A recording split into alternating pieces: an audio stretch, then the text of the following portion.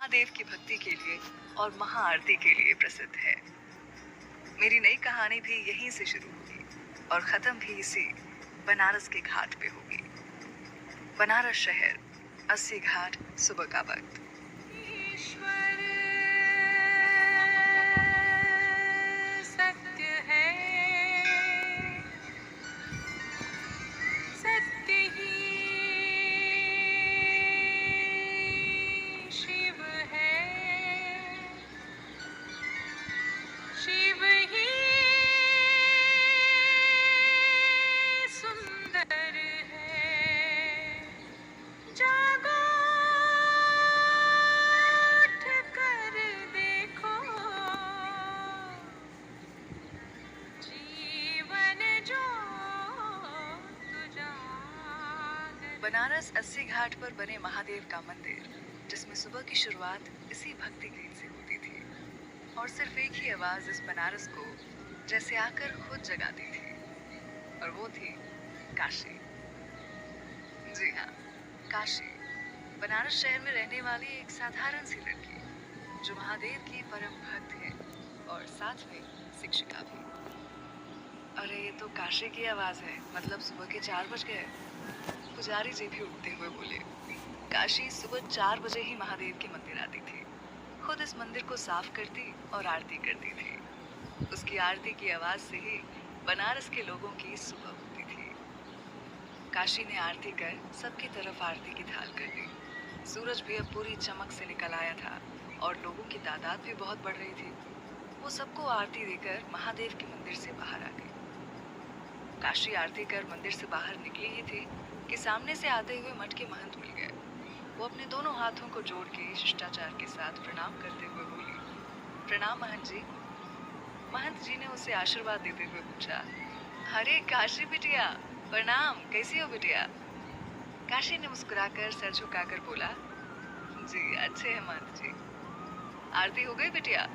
जी हो गई, हम बस घर जा रहे थे, स्कूल के लिए देर हो रही है। अरे हाँ, जाओ बिटिया जाओ, खुश रहो। महंत जी आशीर्वाद देके आगे बढ़ गए।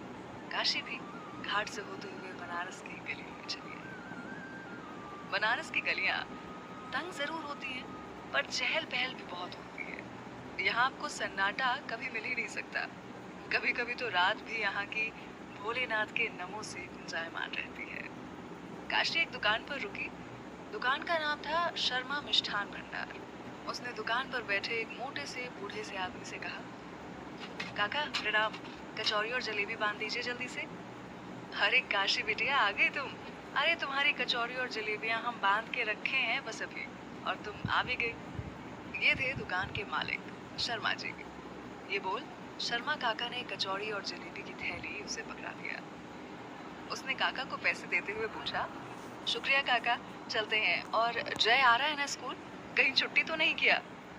तभी शर्मा काका के पीछे से जय, जो कि 8 साल का था, उसने कहा, नहीं दीदी, हम तो कब के तैयार हो गए। काशी ने उसे देख मुस्कुराया और थैली लेकर घर वापस आ गई। काशी घर आकर आंगन में जूतियां उतारकर सामने बने तुलसी को हाथ जोड़कर वहां मंदिर से लाया हुआ